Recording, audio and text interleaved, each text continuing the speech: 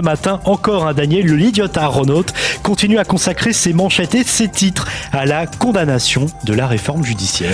Et oui, effectivement, Christophe, et ce matin, le grand quotidien le fait par le prisme des pilotes de chasse de réserve de l'armée israélienne qui ont menacé de ne plus servir en Milouim si la réforme devait être validée. Et Yossi Yoshua, le spécialiste défense du Yediot Aharonot, est justement allé interroger l'un de ces pilotes. Et son appel est en fait en manchette du Yediot Aharonot, une manchette de 3 lignes comme seul le grand quotidien israélien sait les faire. Et ce pilote de chasse affirme: pas question pour nous de faire acte d'insubordination, mais notre cœur est déchiré. Cessez donc la réforme, sinon tout va nous voler en éclats.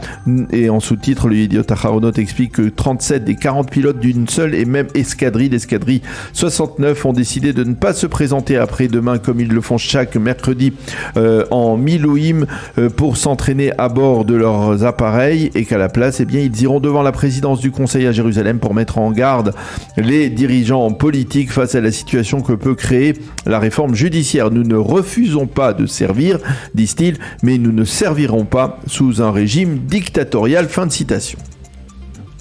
Par contre, la manchette du Israël Hayom est nettement plus claire et sans équivoque. Et cette manchette, Christophe, s'oppose solidement à toute forme d'insubordination. Non à la sarvanout, non à l'insubordination, titre le Israël Hayom, qui en page 2 met en avant l'inquiétude exprimée par le chef d'état-major de Tsahal face à la propagation de ce phénomène donc d'insubordination. Il s'agit d'une menace sécuritaire, a dit le général Halevi au Premier ministre Netanyahou au cours des derniers jours, et au sein de la défense nationale, on estime que le général Halevi va devoir s'exprimer clairement contre ce phénomène, surtout alors que la menace iranienne est en train de se préciser. Ce matin, le Yediot donne dans ses colonnes la parole à 2 officiers, l'un favorable à l'insubordination et l'autre opposé. Et oui, et le commandant Idan, lui, considère qu'il ne s'agit pas justement d'insubordination, mais d'appel et de mise en garde en direction de l'opinion publique israélienne. Il rappelle que le service de Milouim, la réserve en Israël, est une démarche volontaire, et il dénonce le fait que l'État, en l'occurrence le gouvernement actuel, continue à les appeler en service de réserve, à leur demander de payer leurs impôts, mais sans leur donner la possibilité d'exprimer leur opposition à la réforme judiciaire. Quant au lieutenant-colonel Itai Talmi, il n'a qu'un message: laisser Tsahal en dehors du débat politique actuel. Et c'est exactement le même message que fait passer ce matin en première page du Israël Hayom le général de réserve Gershon Cohen. Pour lui, les réservistes sont avant tout des citoyens comme les autres, et ils ne doivent pas utiliser leur état de service dans le débat autour de la réforme. Quant à Benny Gantz, fut ministre de la Défense et aussi auparavant chef d'état-major de Tsahal, il lance ce matin aussi en première page du Israël Hayom un appel aux réservistes à ne pas faire acte d'insubordination. Je sais qu'il est difficile de voir les valeurs qui nous sont chères bafouées par certains qui n'ont même pas fait leur service militaire, dit Benny Gantz, mais permettre l'insubordination dans ce dossier donnera un mauvais exemple et ouvrira l'option d'une insubordination pour d'autres cas et d'autres dossiers, écrit Benny Gantz, qui appelle donc ces réservistes à être les adultes responsables de la société israélienne. Et puis ce matin, on peut toujours lire dans le Yediot plusieurs autres éditoriaux. Oui, ce matin encore, Nahum Barnea accentue son opposition à la réforme en une de son journal. Pour moi, écrit-il, l'insubordination est une démarche douloureuse, mais la réforme judiciaire, la rapidité avec laquelle elle est impliquée et le refus de ses artisans d'écouter les opposants sont des phénomènes sans précédent dans l'histoire de l'État d'Israël. Et Barnea d'écrire: 3 dossiers doivent préoccuper Binyamin Netanyahou actuellement: la révolte des réservistes, les conséquences économiques de la réforme et les brèches qu'elle est en train de provoquer dans les relations avec les États-Unis.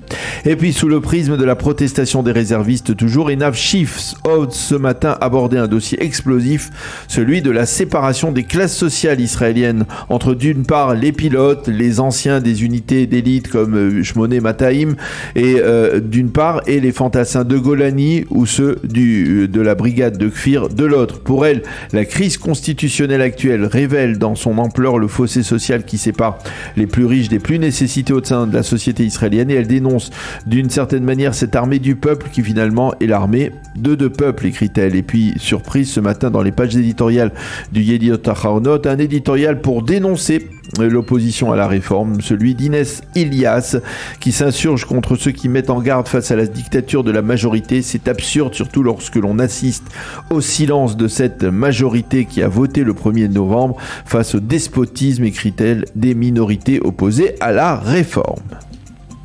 Et puis vous avez consulté aussi, Daniel, un des éditoriaux dans les autres journaux et sites d'information. Oui, dans le Israël Hayom, Ariel Kahana s'élève contre ce qu'il appelle les actes antidémocratiques qui se cachent derrière une forme d'inquiétude pour l'avenir de la démocratie. Dans une lettre qu'il adresse aux pilotes réfractaires, Kahana écrit « Si j'étais commandant de l'armée de l'air, je vous libérerais sans délai de continuer à servir dans la réserve militaire, car dans une armée, un supérieur ne peut pas compter sur des officiers et des soldats au conditionnel. Il ne peut y avoir de conditions préalables, chers pilotes, à votre service militaire dans Tsahal. » Même son de cloche dans le Ma'ariv avec Michal Kadosh qui écrit qu'il est possible de s'opposer à la réforme, mais qu'il est impossible de mêler les réservistes à ce débat.